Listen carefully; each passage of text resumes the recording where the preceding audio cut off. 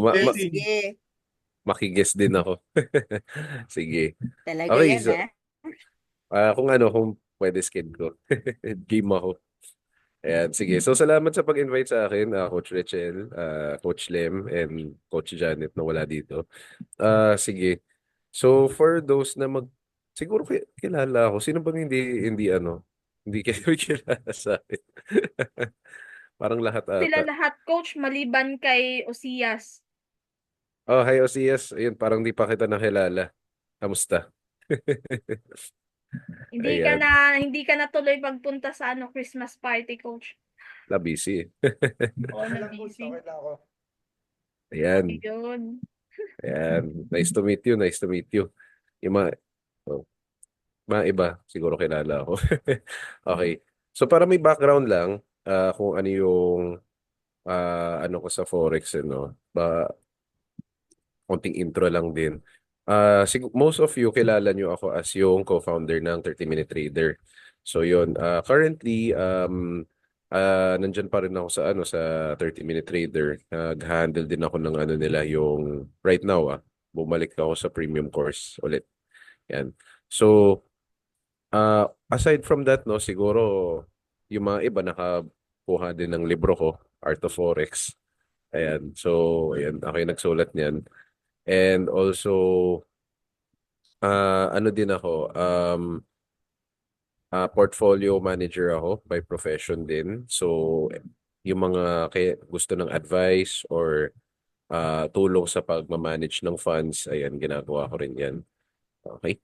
So yun, aside from that, no, ano din ako, CPA ako. Right now, yung CTA, nakakuha siya ng malaking buzz. Yan, sa Facebook, madaming may alam na sa CTA. Ayan. Actually, sila Lem tsaka si Rich ata magsi-CTA, no? Mag-CTA din ba kayo?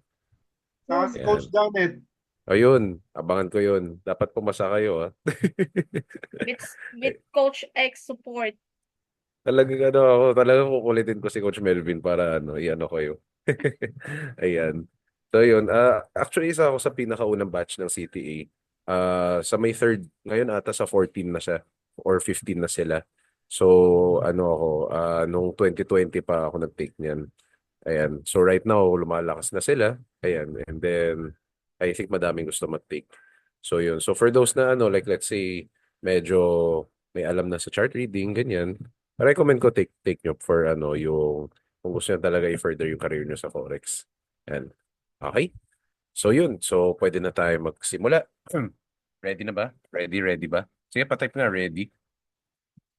No, baka hindi pa ready eh. Si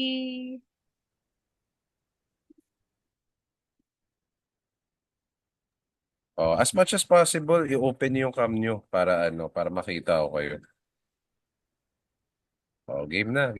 Huwag mahiya. Wag na, baka tanungin mo kami, wala akong maisagot. Tignan natin. Joke lang. Ano lang to, webinar lang to. Huwag kayong mag-alala. Hindi ako Natatakot ako, wala magtatanong. akong maisasagot. Mute na ako. Maingay. Okay lang. Camera lang. Di naman natin marinig sa camera.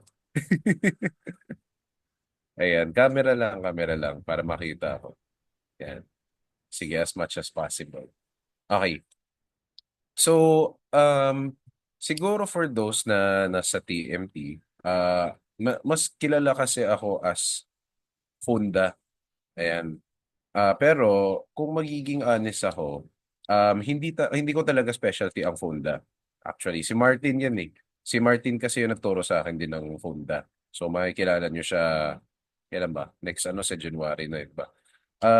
If masasabi ko kung ano yung specialty ko, sentiment ang specialty ko. Pero marunong ako mag-Funda.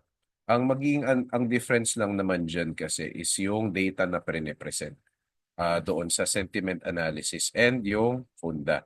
So parang ganito yung itsura niya. Bas ko ang aking whiteboard. Okay. So, yung classic. Okay, kita ba yung whiteboard ko? Okay. So sentiment. So actually madami kasing naguguluhan kung ano yung paminsan ano yung difference ng funda at sentiment. So dito i-explore natin ang sentiment analysis, kung ano yung basic, ano yung definition, pinaka-definition ng sentiment analysis. And then bibigay ako ng isang technique. So yun. So hindi ko ibibigay lahat kasi abutin tayo ng 4 hours niyan. Or ano, baka kailangan ng ano. Actually, feel ko abutin na 6 hours kapag lahat ng technique bibigay ko. So I'll give one very very simple sentiment analysis technique na pwede nating i-apply agad. Okay? So okay ba 'yan? Para hindi naman sumakit talaga ulo. Okay ba? Sige, pa-type nga sa chat. Okay. Yan. Yan. Okay, sige. So, dito kasi para may magkaroon tayo ng distinguishing factor. Okay, sentiment. Okay.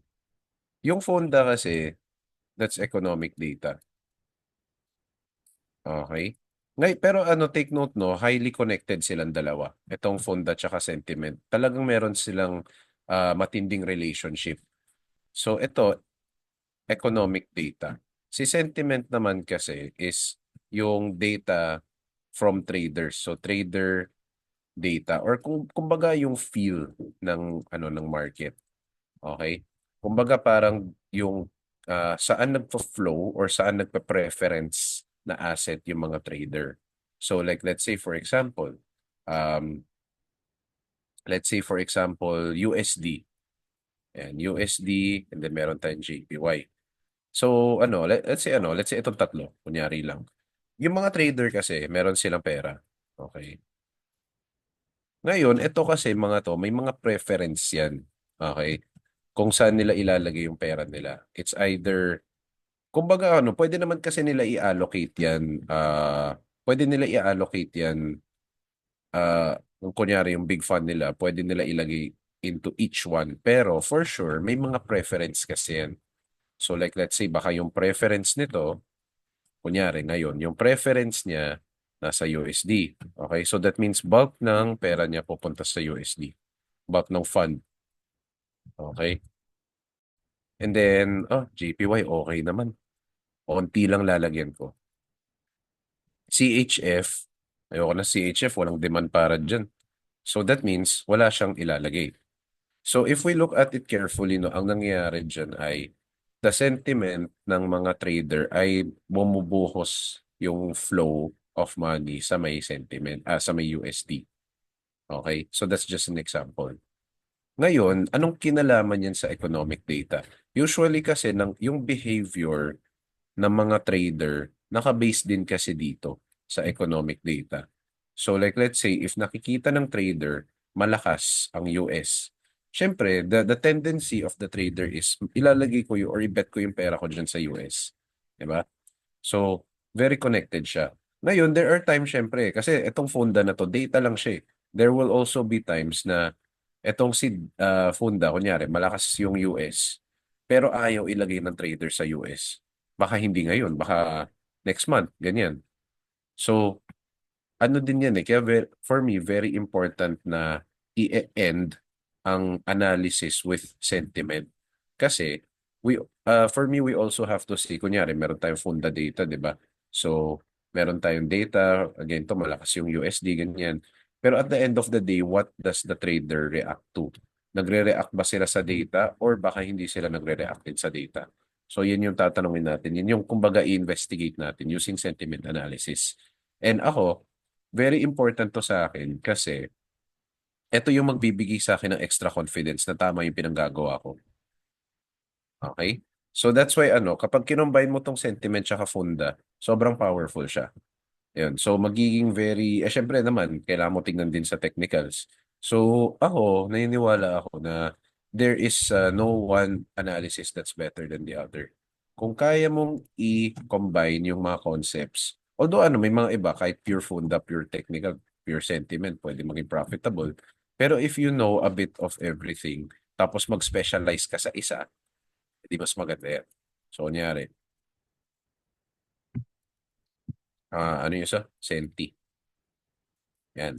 So, kung lahat yan, comprehensive analysis. Okay? Ngayon, hindi mo naman kailangan alamin talaga lahat, honestly. Pero siguro ang sa akin lang is alamin nyo each of these types of analysis, pero pwede ka mag-specialize sa kahit isa. So kung tanungin mo ako, ano yung sinespecialize ko talaga? Sentiment analysis. Sa paminsan, di ko nga ginagamit to eh. Tapos yung technical ko, sobrang simple lang. But if I were to really say, ito talaga yung magdadrive ng analysis ko. Okay? So yun yung i-discuss ko today, ang sentiment analysis. Okay? So far, are there any questions? Meron ba? Kung wala, pa-type ng clear. Ayan, nandito na si Cecil.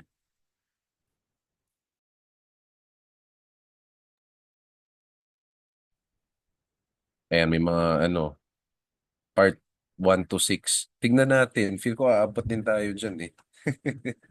Okay, sige. So ang gagawin natin, we're going to list the types of sentiment analysis. Yan. So ito pwede nyo i-take note to. Okay, kasi madaming klase. Actually, ano yan may mga iibang klase din na hindi ko ilalagay din dito kasi for me medyo complicated so hindi ko na tinuloy. So yun. So yung sentiment analysis na usually mainly ginagamit is first broad market. Okay, broad market sentiment. So ito yung tinatawag natin na intermarket analysis. Siguro tinuturuan ni Coach Lem yan. Dito kasi sa sorry. Dito kasi sa broad market sentiment, ang pinaka-goal mo dito is to use other um, asset classes para malaman kung ano yung papasukan mo sa Forex. Kasi related silang lahat eh. So for example, meron akong S&P 500. If usually makakabigay yan kasi ng clues doon sa Forex. So for example, si S&P 500 moves in a certain direction, 'di ba? Nagmo-move siya in a certain direction. Pwede siya magbigay ng clues as to anong currency ang sumusunod sa kanya.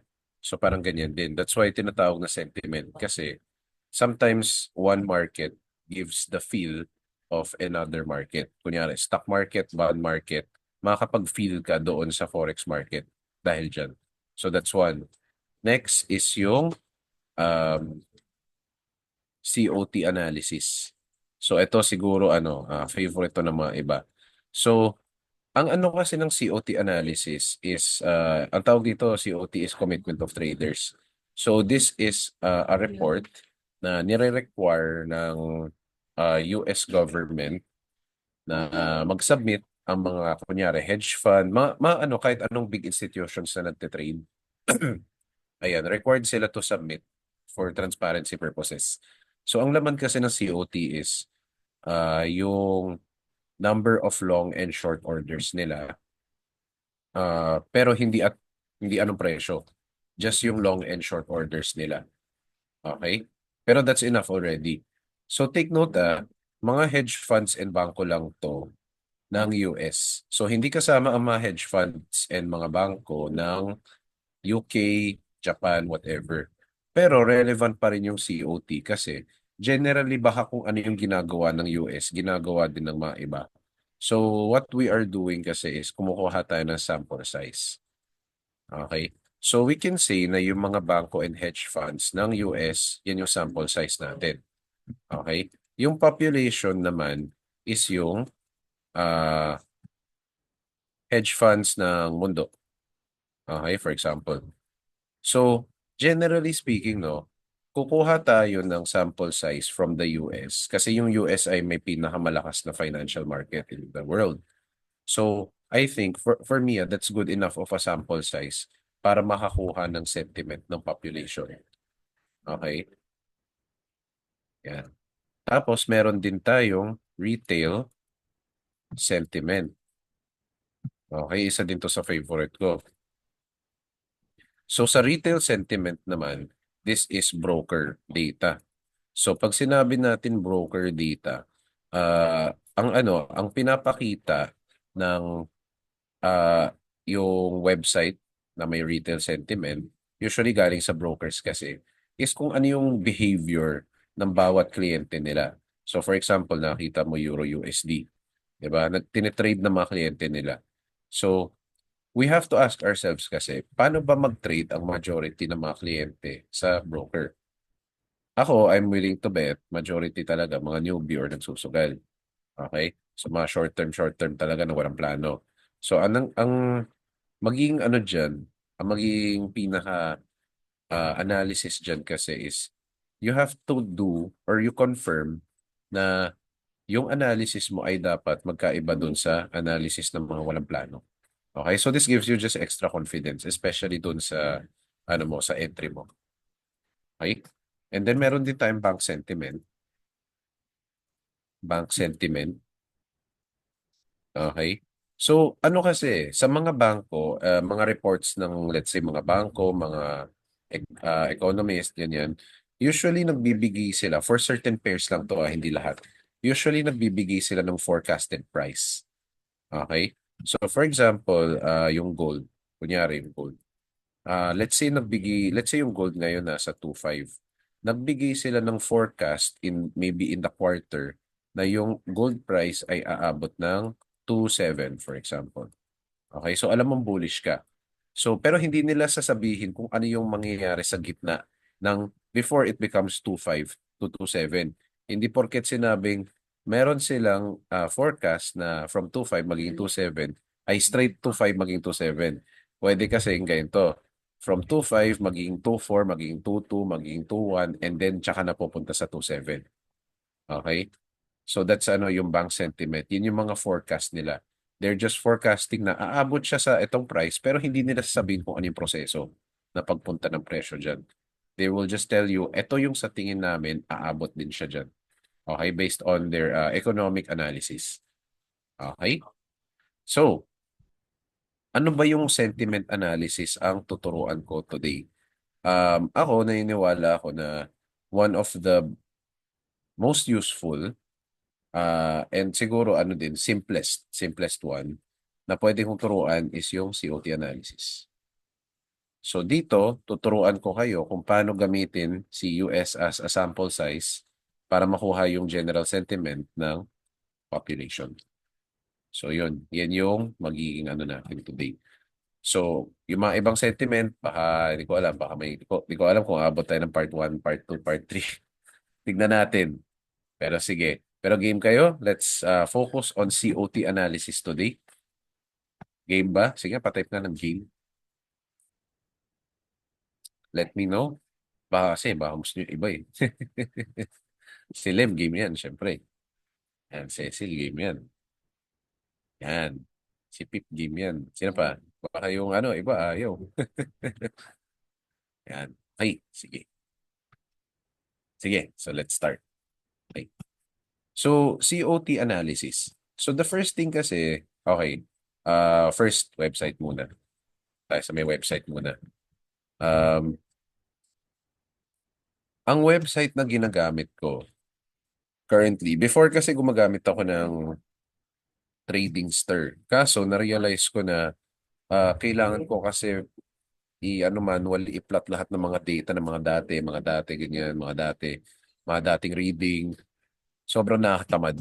So, meron akong na nakita, ito, it's a website called cotperspective.com. So, ito mas madali. Okay. Take note nga lang, there are sometimes na magkakaiba yung exact data doon sa actual na CFTC or actual report. Pero for me, hindi important yung uh, exact number kasi um, ang hinahanap mo lang naman dito kasi is ano yun eh, ano yung flow ng mga positions. So as long as like let's say ito example lang nakita ko siya. Doon sa actual report ng COT, yung change in shorts nasa kunyari negative 4,000 pero dito 3,000. For me okay lang yan. Hindi important sa akin yung yung exact number. Ang pinaka itsura lang ng galaw na market, yan yung mas important sa akin. Okay? So yun. So in here, tuturuan ko kayo kung paano magbasa, tsaka kung paano nyo makikita yung possible prices doon sa chart. So i-disclaimer ko muna Etong si COT, hindi siya real time. Okay? Hindi siya nagbibigay ng data agad. So, ang mangyayari sa PH time, no, meron siyang cut-off. Yung cut-off niya is every Wednesday. Okay? Bago, kunyari dito, yung yung reading niya. Cut-off niya is, sorry. Cut-off niya is every Wednesday. And then yung release ng bagong data is every Saturday. Okay? So, yung mangyayari dyan ay, okay, ako mag-a-analyze ako. Wait lang, edi meron ng Wednesday, Thursday, Friday. So, may parang 2 to 3 days na lag time. So, relevant pa rin ba yan? Ako, for me, relevant kasi you have to understand kung paano sila mag-trade. Yung mga ganitong mga big players, hindi sila nag-short term, hindi nga sila nag-day trade eh. They do more long-term trading. So, even if naglalag siya ng 4 days, okay lang kasi etong mga to, hindi naman to open orders eh. Hindi naman lahat open orders. It can be pending orders din, yung mga longs na to. So, ang mangyayari dyan is, within the 4 days, baka hindi pa natatamaan yung mga orders nila eh. Okay? So, baka matamaan, di ko alam. Pero basically, as long as you don't take this as parang signal na dapat mag-buy, ganyan, okay ka. Ite-take mo lang siya as ito yung pinaka-bias na ng market. Hindi siya buy or sell signal, bias only. Whether it's a bullish bias or a bearish bias. Tapos yung mag-buy or sell, kayo na bahala ang gagawa ng analysis using technical analysis. Okay? So yan yung disclaimer. Alright? So, ano ba yung mga, hindi naman kasi lahat ng parts dito important eh. So, i-highlight ko lang yung mga important parts nito. So, the important parts that you need to think of is, ito muna. Yung longs and shorts. Okay, ito. Okay? And then net positions. Ito. And then ito. So, if magpa-process tayo, like let's say, sa process, ano yung una kong titignan? Ako, ang una kong titignan definitely is always yung net positions. So, what is net positions? Yung net positions ay longs minus shorts. Okay? So, ano meaning nito? Basically, no, yung etong mga numbers na to, let's say 102K. It means na si hedge funds, yung collective ng hedge funds, nagdagdag ng 102K long orders. It can be open, it can be pending. Okay? Kahit alin dyan. Hindi natin malalaman. Hindi rin natin alam kung at what price. Okay? Basta alam natin lang na nagdagdag sila ng long orders. Okay? And then, ito naman sa short, ibig sabihin lang nagdagdag sila ng or meron silang existing 76K orders na shorts, okay, or sell orders. Again, no, hindi natin alam at what price, hindi natin alam kung pending, hindi natin alam kung open. Ang alam lang natin is meron ng 76K na short orders somewhere here, dito sa GBP. Okay? So kung ima-minus mo yan, you get net positions. Okay? And then in this case, nakakuha ka ng net positions na 26K. Okay? So ano ibig sabihin nito? Ang ibig sabihin nito ay long orders are more than short orders. Okay? So ang ibig sabihin nito, simple lang, ay net long. Okay? Pag sinabing net long, it means na generally bullish ang bias. Okay? So, ang question kasi is bullish nga siya, pero bullish compared to what? So, doon natin i-compare yung etong reading sa mga past readings. Okay? Para malaman natin for the week, ano yung bias niya. So, you can analyze as far back as here. Okay? Up to you. Pero ako, personally, ina-analyze ko lang yung, kasi day trader ako eh. So, intraday ako, tinitignan ko per the week. So, yung ginagawa ko is yung most current 3 to 4 readings yung ina-analyze ko. Okay? Pero if maybe you're a long-term trader, pwede mo i-analyze up to here or mahilig ka lang sa data. Depends on you. So, let's say, gamitin natin yung style ko. Let's look at this, and this. So, start tayo dito sa November 19. Okay? Ano meron sa November 19? Okay, compared to November 12, bumaba ang net positions from 54 to 37. Okay, so anong ibig sabihin yan? Ibig sabihin yan, generally, mas madami ang longs by 54K than the shorts. And then, ang nangyari dyan is nabawasan, naging 37K.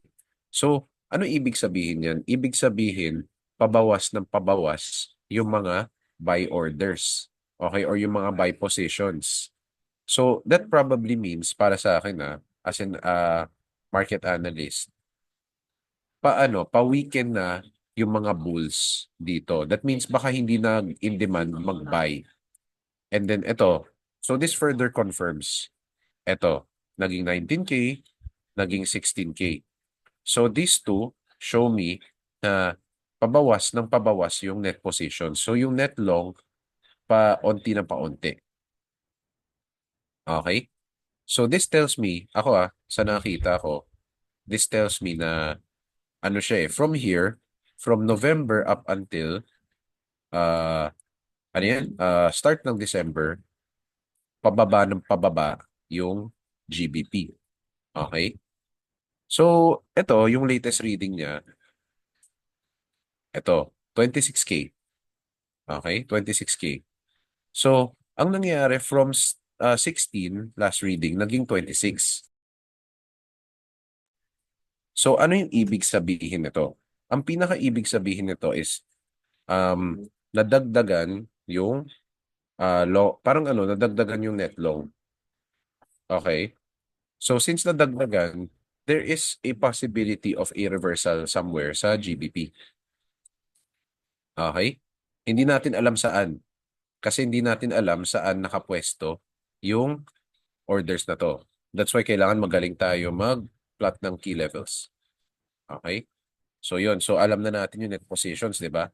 And then, if makikita natin yung change in longs and yung change in shorts. So, very important din yan kasi this will tell us currently in the week, ano yung behavior ng sentiment. So, pag sinabi kasi nating change in longs na dagdag, so na plus to ito na minus. So, this means na nadagdag yung longs, nabawasan ang shorts. So, that means the bears are being pushed aside, yung bulls nagko-continue pa magdagdag. Okay? Compared dito, kung mapansin nyo, di ba nung bumababa yung GBP from here, at this point in time, yung change in shorts yung dumadami, change in longs yung bumabawas. So this goes to show na yung bulls nag-exit, yung bears pumapasok. Okay? So paano pag ganito? Ayan. So this also shows na generally, ang although bumababa yung net short, ang nangyayari dito is nagpo-position pa kasi nagbabawas ng bears, nagbabawas ng bulls. So ang nangyayari dyan is, although yung bulls super nagbabawas, yung bears nagpo-position pa. So that means hindi pa sila nagdagdag kasi negative pa yung change in shorts. Unlike here, positive ang change in shorts. So talagang dinagdagan ng bears. Ito talaga, since negative siya, nagbabawas ng onting bears, ibig sabihin, hindi pa sila ready. Yan. So that's how we look at yung behavior ng COT sentiment. So, let's say this week, ayan, although tapos na yung Friday, pero kunyari lang this week. So, kunyari ito, alam natin na from this bearish movement, bigla na lang nagdagdag ng isang bullish movement dito. So, it is possible na after, parang it's possible na ang British pound may tinatamaan na ng bottom bago siya aakyat ulit. Okay? Siyempre, in order to confirm that, kailangan natin tignan sa chart. So, ang best way to do that is tignan natin si BXY. Ayan. Ano yung BXY? British Pound Currency Index. So, pwede natin tignan yung mga index para i-compare. So, ang gagawin natin, ako, day trader ako. So, usually nag-start ako sa H1. So, pwede naman yung D1, ganyan. Yan. So, very important kasi magpa-plot tayo ng mga key areas of support and resistance. So ako, kukunin ko lang yung mga major. Kasi yan usually tinitignan din ng mga big players. So let's see ito. Definitely ito. Definitely ito. Definitely ito. Definitely ito. Ito pwede naman i-combine. Ito and then ito. Okay. So let's say punta ako sa H1 naman. Or hindi, ito. Na-miss out ko to. H4, meron ba ako na-miss out? Pwede rin naman ito. Mga matutulis talaga. Yan. Alright. Okay.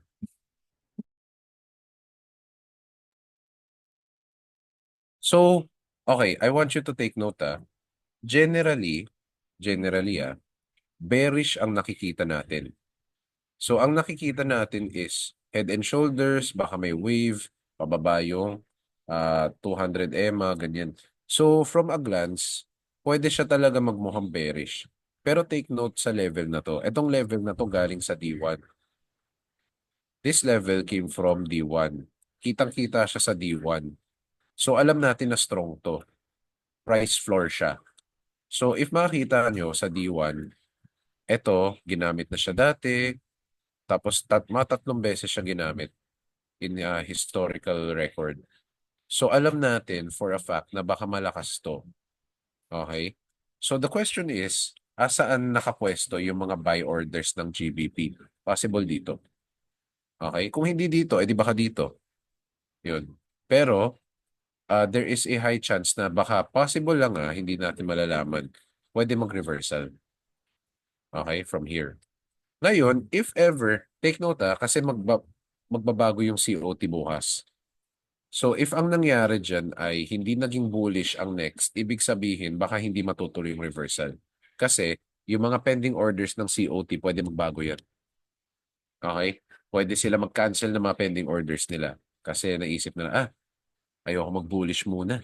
Sige, bearish ko muna. Dito na lang ako mag-bullish. Kasi sa utak nila, baka mas sulit dito mag-buy. Okay? So, eto, if makita natin, maganda sana kasi mag-sell tayo dito sa GBP. Pero since the price is in a very strong support area, key area siya, medyo may chance na baka may bullish pressure na pumasok dito na hindi mag-work yung head and shoulders trade natin. Okay? So this is something to watch out for. Kasi support siya in the D1 time frame. Okay? So, yan yung kailangan i-take note natin na bullish, possible bullish itong si British Pound. So alam natin na possible bullish to no? Ano yung gagawin natin? Maghahanap tayo ng kapartner. So yung kapartner niya, possible baka magiging bearish dapat. Okay? So ano yung magiging kapartner? Yan yung hanapin natin dito. So let's say for example, maybe Euro. Okay. So kung makikita natin pansin nyo, let's analyze 3 or 4 periods backward. So kung makita nyo dito, sobrang liit yung net short niya. Pero padagdag ng padagdag. So lahat, padagdag ng padagdag up until negative 66K. Okay? So naging ano. And then kung makita nyo dito kung mapansin nyo, change in longs dito, nabawasan. So that means nag-out yun yung mga may mga 6K na bulls nag-out na. And then may 5K worth of bears pumapasok. Okay? So alam natin na bearish to. Right? So since alam natin bearish to, ano gagawin natin? Try natin i-pair yung Euro and GBP. So pwede natin i-sell or hanap ng sell opportunity sa Euro GBP. Okay? So ganyan siya, ganun lang kasimple. Hahanap mo lang yung ano yung malakas, ano yung mahina. So, pero take note hindi porket may malakas at may hina, sell ka na kaagad ng Euro GBP. You have to find a technical setup. Kung wala kayong setup na pasok sa strategy nyo, still don't do it. Okay? So let's say ako, isa akong day trader. So, ang mangyayari dyan is titignan ko kung may setup ako. So, i-analyze ko yung Euro GBP. Yan. So, titignan ko muna yung D1 time frame. Okay? And then, ano pa? Maglalagay lang ako ng mga sa tingin ko mga key areas of support resistance sa D1.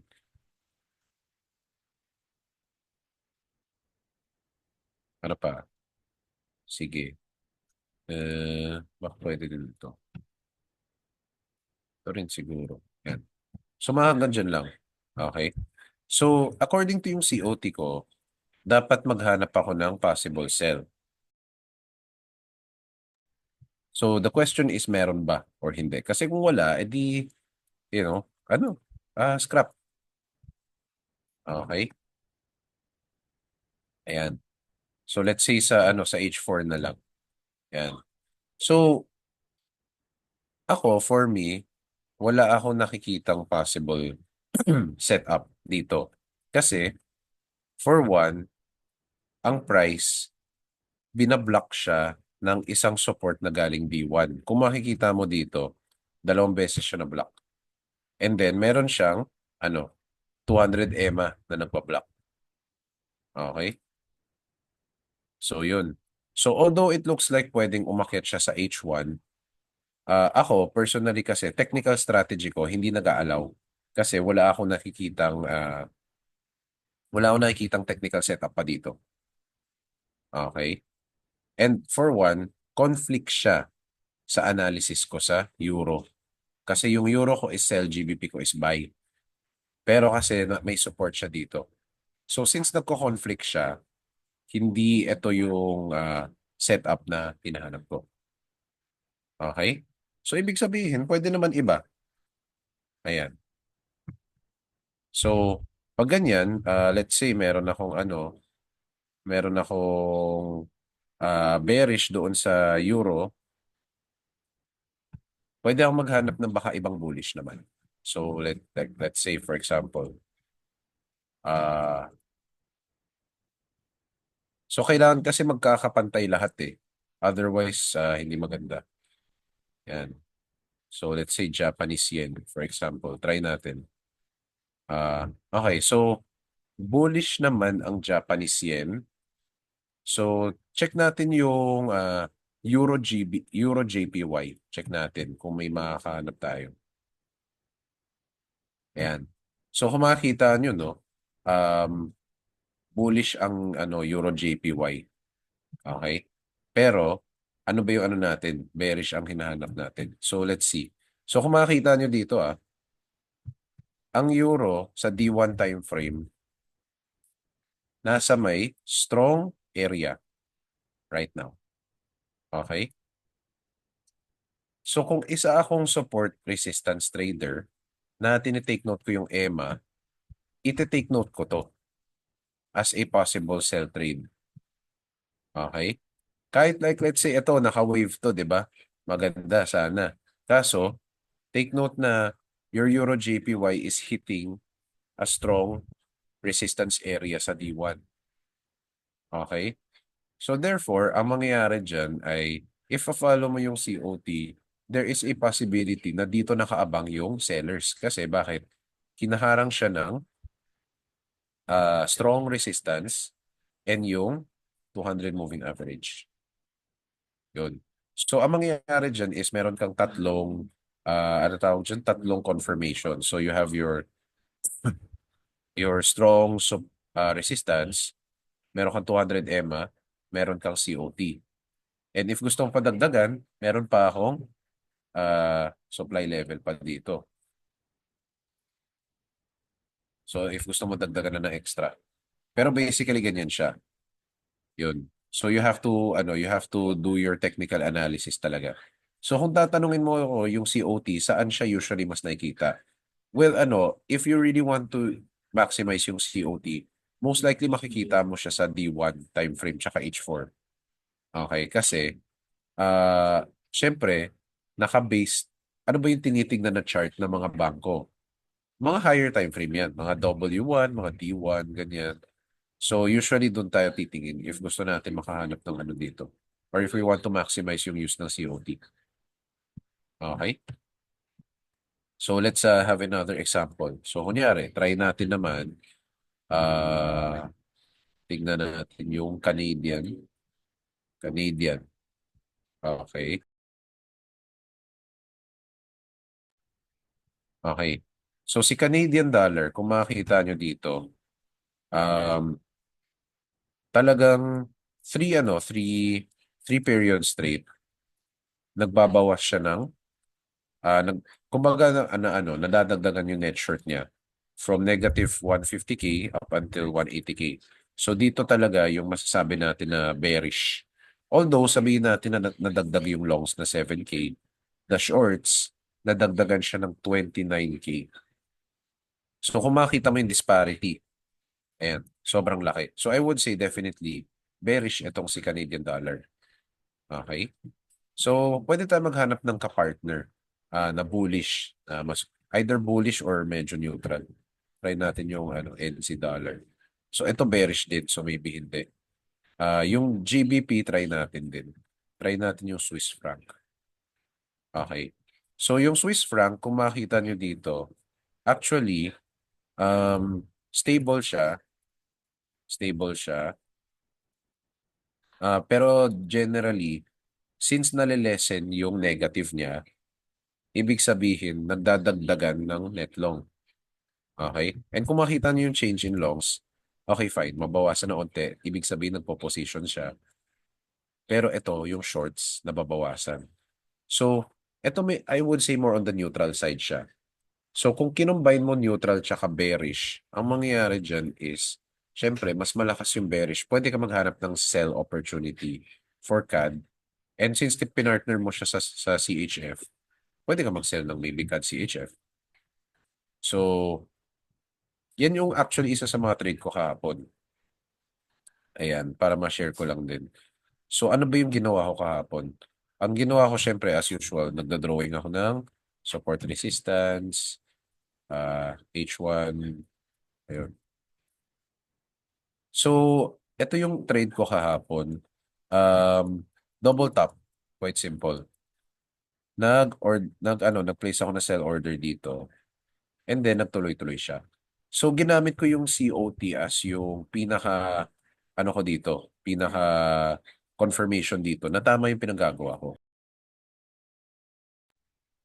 So, yun yung kumbaga, meron akong technical setup na nagtutugma doon sa COT. Ayan. So, question din is, Coach, paano kung wala akong setup? Eh, di ibig sabihin mali yung COT. Hindi. It just means na baka yung COT, hindi siya tugma sa strategy mo at that time. So, that's why kailangan natin i-make sure na yung COT is always nagtutugma sa technical strat mo. Kasi there is no one strat na tama. Okay? Pero kung nagtutugma siya, alam mong okay yung analysis mo. Okay? So, let's try GBP CAD. Yan. So, eto naman, let's say, yan. So, GBP kasi, siya, it's bullish. Okay. Yan. So, yung CAD is bearish. So, very simple lang. Plot ng support resistance areas. Ako, D1 lang yung tinitingnan ko pagdating sa support resistance. Ayan. And then, baka dito. Ayan. Mga nandito. Okay. So, yung natin is bullish. 'Di ba? Bullish ang bias natin sa GBP CAD. So, dito kasi ang support level na nakikita natin sa D1, 'di ba? So, kung pumunta tayo sa 4 hours time frame, pwede natin din gamitin to as a possible inverse head and shoulders din. Ayan. So, may possible technical setup sa H4. Ayan. So, ang galawan dito is itong support level can also be yung neckline ng head and shoulders. Pero wait lang, Pag ganyan, edi baka ma-break niya muna yung 200 moving average. So this depends on you na sa trader. Ang mangyayari dyan is, kino-consider mo ba yung 200 moving average or hindi? Kasi kung hindi, huwag mo i-take to. But if you do, ayan, ay hindi. If you do, don't take. Pero if you don't, like let's say, wala kang 200 moving average, pwede mo i-take to as a possible buy trade. Okay? So yun. So again, no, what needs to be done here is, yung data na nababasa mo sa COT, kailangan, kumbaga, mag-a-adjust siya sa strategy mo. Okay? Not the other way around. Hindi yung strategy mo mag-a-adjust sa COT. Ang mangyayari dyan is, kung nagtutugma yung COT sa strategy mo, or your own technical setup, edi okay siya. Pero kung hindi, baka kasi yung COT data nagtutugma sa strategy ng iba.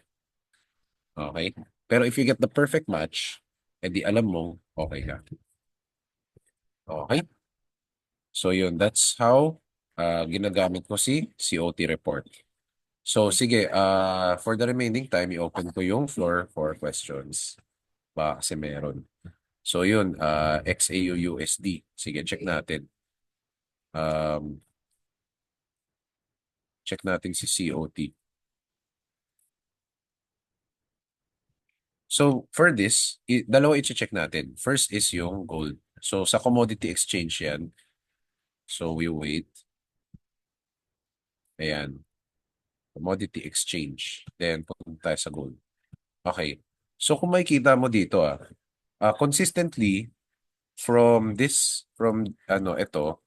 here, tumataas yung net long. So ibig sabihin in the long term bullish. Question is, anong level siya magsa-start mag-buy? Yan yung i-check natin sa chart later on. Pero like let's say dito tayo, dito tayo, dito tayo. Kung makikita nyo itong pataas ng pataas. Okay? And then makikita mo sa itong week na to, 20K na dagdag yung mga bulls. 800 lang yung nadagdag na pairs. So parang, sabihin mo, kita ng pairs compared sa mga bulls. Okay? Nakita mo talaga yung disparity. So alam natin gold is generally bullish. Okay? Next naman, check natin yung ICE Futures US. Ayan, USD Index. So kung makikita nyo dito, tugma, no? Ang USD naman, slowly, pababa yung value niya. Bakit? Kasi tumataas yung negative niya. So alam natin 'di ba sa integers, kapag tumataas ang negative, ibig sabihin bumababa ang value ng number. Okay? So ang makikita nyo dito is change in longs 980. Although yung change in shorts not as much, pero almost same sila. Pwede natin sabihin na medyo neutral on the side of the neutral kasi hindi ganun kalaki yung agwat ng longs and shorts na change. Pero I would say definitely on the bearish side na si US. Okay? And then si gold is more on the bullish side. So yung question kasi dyan is, saan? Saan papasok yung buyers? So that's where we need to check yung technical analysis natin. So let's say tago muna natin tong EMA. Okay. So again, no, we have to plot our support resistance areas. So very important yan, mga key levels yan. Hindi pwede mawala. Pwede dito, yung mga halata. Pwede dito, pwede dito. Ano pa? Mga matutulis lang. Ito, ito, ang ganda nito. Ito, yan. Okay. So, I would say, no, the closest support level nandito. Okay? Bakit? Ba't dito? Kasi, kung makikita nyo dito, malakas yung rejection at this area. Parang tinulak siya pataas. So, maybe dito pa. So, ang mangyayari dyan is maghahanap tayo ng reversal level. Kasi sinabi ng COT, bullish ang gold.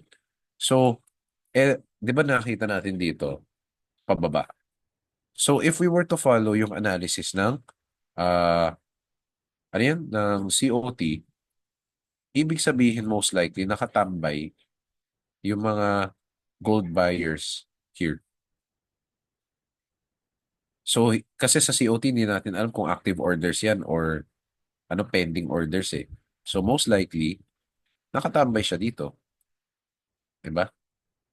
Dito. At somewhere along that level. Kasi alam natin na strong support level to eh. So, baka dito yun.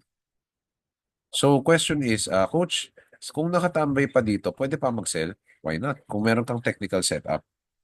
If you have a technical setup to sell, why not? Until umabot dito.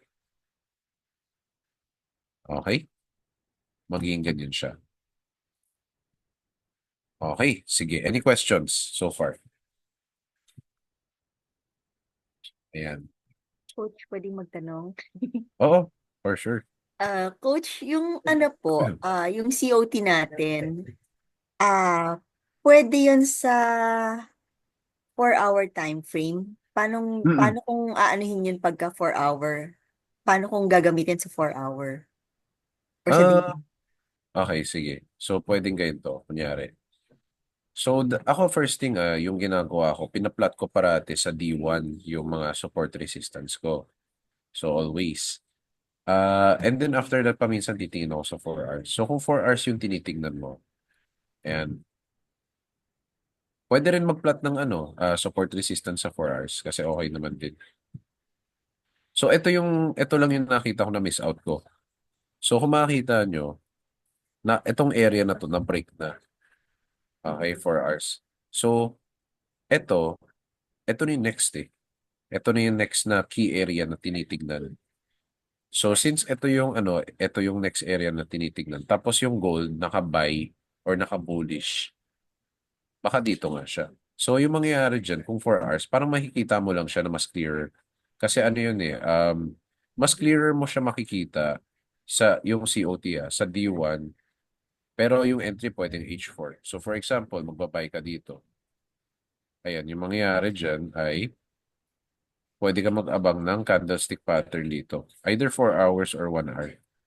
Tapos let's say, eto, matagal pa to eh. Hindi pa to, tagal pa to bago matamaan. If you want, if you want to sell, pwede rin. Kasi dito pa yung next buy spot eh. So, pwede ka mag-sell until umabot siya dito. And then dito ka na mag-buy. Coach, Okay? walang ibang titingnan na ano ha? Like, dun sa COT natin, Oo. isa lang Yun. yung date na titingnan ko. Walang special date. Walang ano? Walang special date na titingnan. Like, basta same yung basis ng COT. Oo. Ganyan din. Okay. Tignan mo yung pinaka-current. Yes. Pinaka-current talaga. Yung pang Sabado? Oo. Okay. Salamat. Ayan. So yung gagawin mo lang kasi kung bakit binakdate, tinignan ko yung dati is parang siya kinumpare ko lang sa dati kung ano yung naging galawan.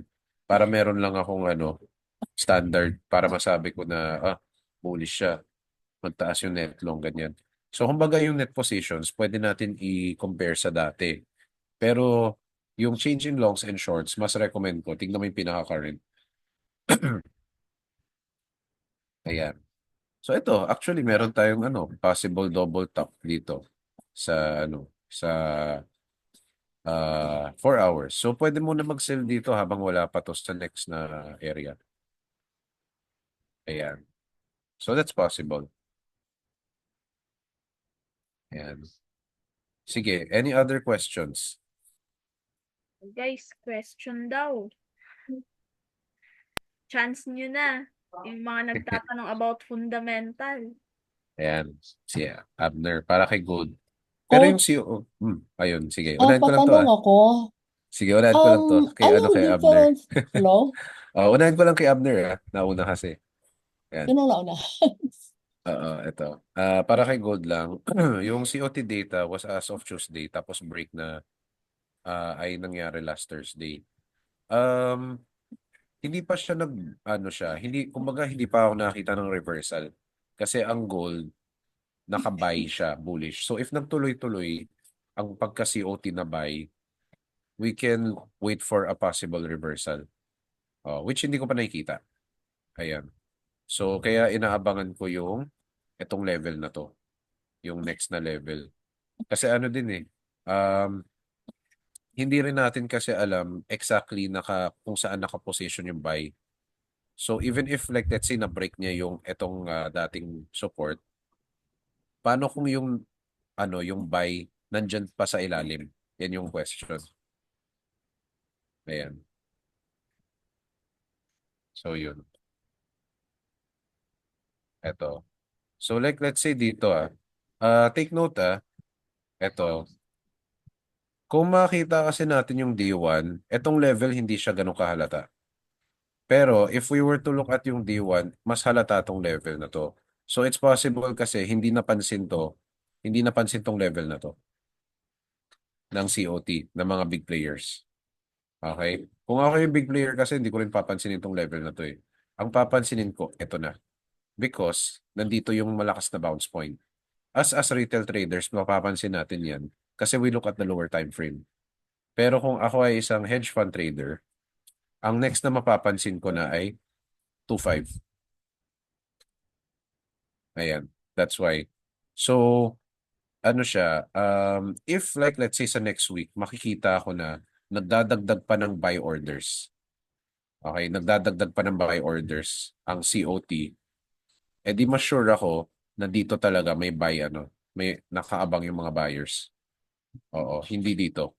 Kasi for one, in the D1 time frame, hindi siya major key level. Okay, di ba, ang hedge funds natin, mas tinitignan nila W1 and D1 kaysa sa lower time frame.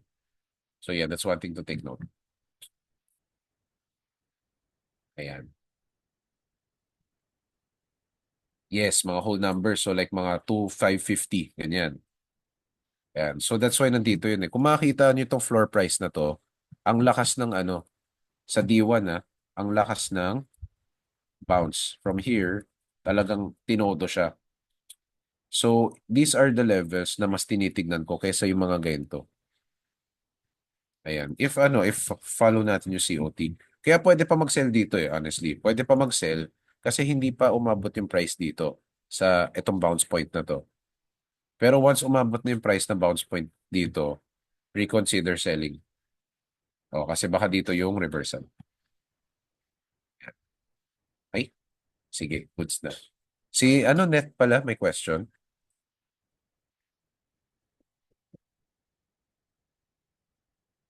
Kamusta? Ay, coach, Yes. yung tanong ko is, di ba itong quote perspective na ito, iba pa ba yun sa FX SSI na contrarian? Oo, magkaiba siya. Yung FXSSI na contrarian, yan yung kanina sinabi kong retail sentiment. Oh, Ayan. yeah. So, So iba pang technique yan. talagang itong perspective na ito, pag nakita, is Mm. really kung ano yung nangyayari. Unlike Oo. doon sa contrarian. Oo. Okay, okay. Got it. Magkaiba siya in a sense na kung saan nakukuha yung data.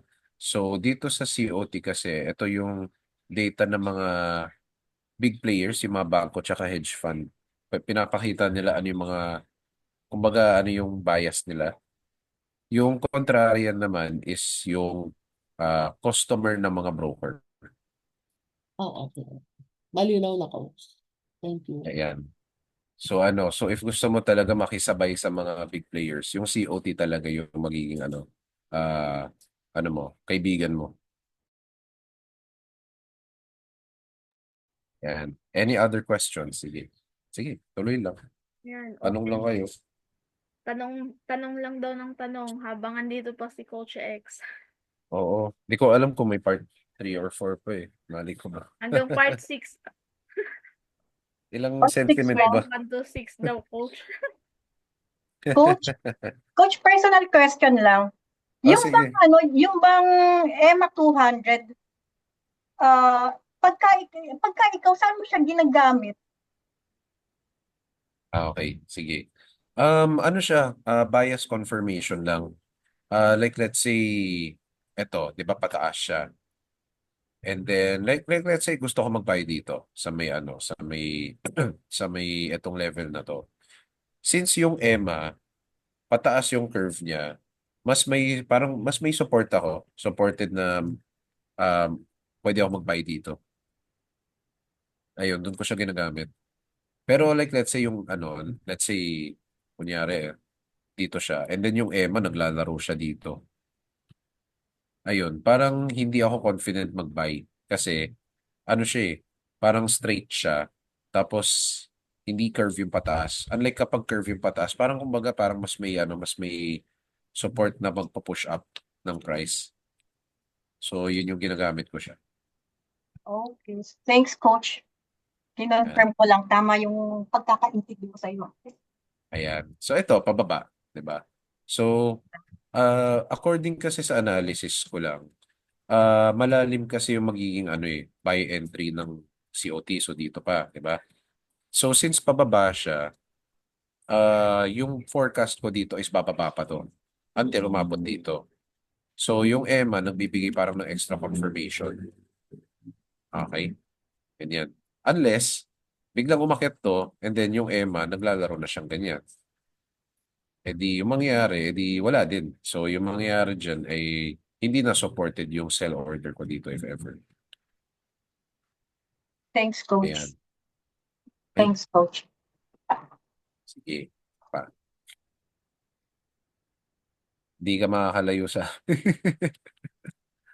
Ayan. BTC, check natin. Hindi ko masyado tinitignan. Ah, pero may balak ako mag-hedging ng BTC. Ayan, pero hindi ngayon. Wala ata dito sa COT perspective, pero check natin sa Trading Stir. Alam ko meron. Alam ko may crypto sila dyan. So since wala sa Trading Stir, dito na lang tayo.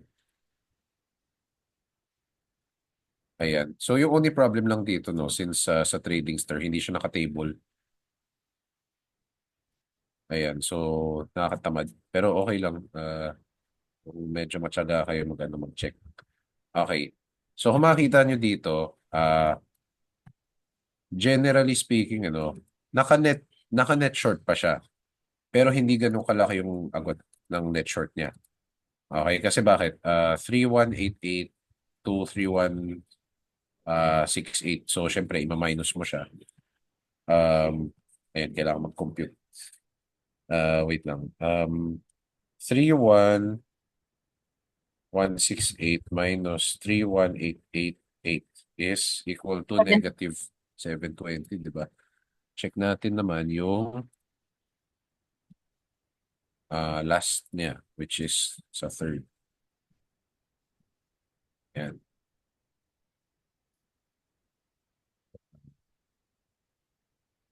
Yan. Okay. So, comparatively, okay, negative 720. So, 3625 minus 32220. Okay, nasa negative 1.5. Okay, tapos naging negative negative 720. So, ang magiging ano ko dyan is pataas ng pataas yung net net long niya. So, that means pabawas yung net short niya. Okay? And then, kung makita natin sa pinaka-latest din, may changes na 540 and then may nabawasan na 332. So, in terms of volume, hindi ganun kalaki. Pero, the flow of yung yung orders nagpapakita ay baka pa-bullish itong si Bitcoin. Ang question dyan is saan? So dito na tayo babalik sa strategy natin. Okay. So let's say BTC USD. So kung ako tatanungin, ayun, naka-downtrend siya, di ba? So like let's say D1. Ayan. So yun, pababa yung Bitcoin. So kung makita nyo, there are actually two strong levels na abangan. So first, itong level na to. Okay? Tsaka ito malayo-layo na yung level na to eh. Okay? So it's either this level or this level lang. Okay? So dito sa 4H, nakita natin, nag-break na yung EMA. Tapos, nakita natin din may parang downtrend wave, di ba? Pero yun nga lang, itong level na to, hinaharang. Okay? So, it's possible na dito papasok yung mga bulls. Okay? Pero kung hindi, kung na-break pa niya, dito na sila papasok. Sa may 72K na.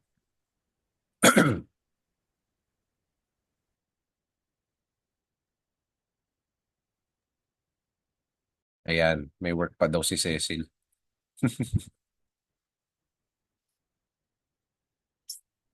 Okay, so 85K pa setup. Okay, so you have to take note, no? Yung 85K, dito pwede naman, although sige, pwede natin ibaba pa to. Okay naman, although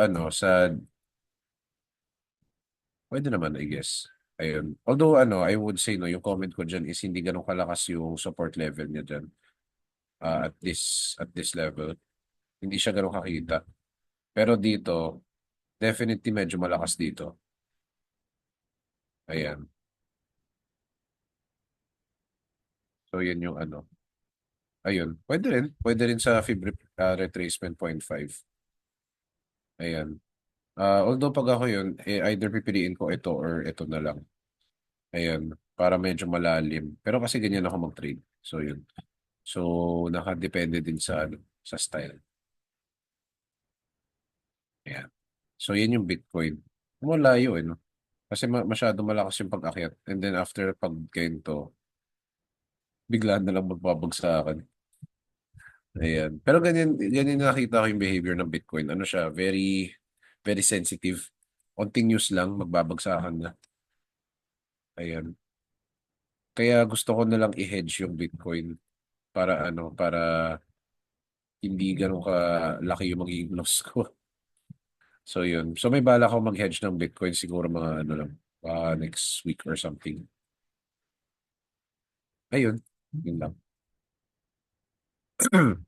Yan. So si Agnes iwas muna sa Bitcoin. Yun.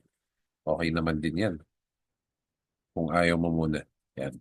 Kasi yun very sobrang sensitive yung Bitcoin. Yun ang masabi ko. Yan. Sold na ako sa COT. Yan. Salamat. So yun. So before we before I give back the floor for the questions, ang talaga sa COT, if you really want to maximize, talagang kailangan i-perfect nyo basahin W1, D1, tsaka H4. Kasi doon mo talaga makikita. Especially sa D1. Kasi favorite time frame ng mga bangko ganyan, if ever gagamitin nila, it's really D1. Okay? So, i-master nyo yung D1 para ma-master nyo rin yung COT. Okay? So, yun lang sa akin. Any more questions? Coach, mag-share lang ako ng maliit lang. Sige, go. Short Mag-share lang. ka. Go lang.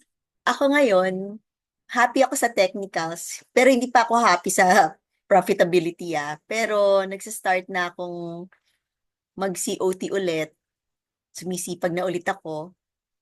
Pero sa COT pa lang tsaka ginagawa ko? Market sentiment. Doon pa lang ako Tsaka nagtutulungan kami niyan si Abs.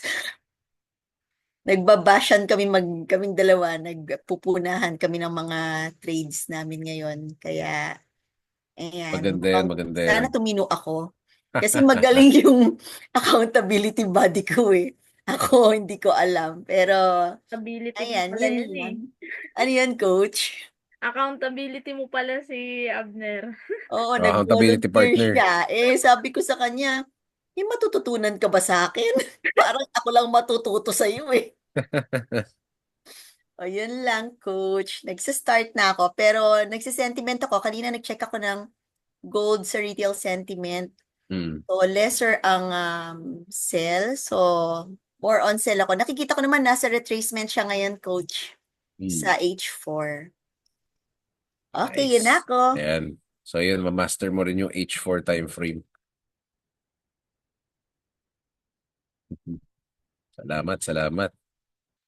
Ay, sige. Sino pa? Baka may questions pa. Question pa, guys. Nasulit nyo ba? Nasulit? Extended yan. Ulitin niyo yan. Magbabakasyon na ako Ayun. Oo, magbabakasyon na yan si Coach X. Di natin alam kung kailan ulit siya. So, na-question, na naman na lahat. Nasagot naman na lahat ng question. Ayan, thank you daw, Coach. Siyempre, todo support yan si Coach X Oo naman. Ako pa. Okay. Omnipresent yan si Coach X. Omnipresent. Kahit saan-saan mo makita. Kahit nga sa laptop, tinutulungan natin. Oo nga eh. Pati sa laptop business eh. Hindi lang Forex, ano? Very Ayan. supportive. Ayun, Papa. na ano naman daw lahat, coach. Wala naman na silang question. Sige, Ayan, balik yung floor palakpakan sa'yo. naman natin guys sa special guest natin ngayon. Napagbigyan tayo. Thank you. Thank you, Coach Welcome. Thunder. Thank you. Thank you so much. Welcome. Balitaan mo ako meron ulit. Sige lang, kapag kasya sa schedule ko, game Yun, naman. no? Meron na namang part 2 pa pala. Malay mo. Hanggang part 6 daw, hanggang part 6. Hindi lang ako, si Coach Jerry din. Dapat magsabay-sabay na lang kami. Oo nga eh. Sige. Ako, G, ako sabihan nila ako. Thank you sa Good. simplified eh. Thank you, coach, ha. Buti sinisimplify mo. Nagigets na daw ni Miss Agnes. Dapat lang ilang taon na ako sa TAT, nakakahiya naman sa kanya. Lem, ikaw na bahala. Alam mo na yan. Andyan si Limuel lagi nagsisend daw sa Discord. Nice one. Ayan, wala nang question guys. Nasagot na ba lahat? Ayun, no? So, okay na daw. So, thank you so much, Coach Sander. And sa next time ulit, kung mapagbigyan ulit tayo ni Coach Sander, no? Ayun, goods na daw sila. Ayun. So, thank you, thank you. So, may sasabihin, ayan, Coach Limuel, may may question pa? May bagong update? Wala naman. Wala naman na guys. Bali, yun lang. Isa lang naman masasabi ko. Maraming salamat Coach X sa time mo kahit alam naman namin na napaka-busy mo. Yun. Merry Pipmas sa inyong lahat for 5 days to go. Ayun. Merry Happy Pipmas. anniversary. Merry Pipmas. Sa sunod ulit. Thank you. Thank you everyone. Thank you so much and good night. Send na lang yung recording sa Discord. Ayan. Yes. So, in 3, 2, 1, 2, 1. bye-bye. Bye-bye.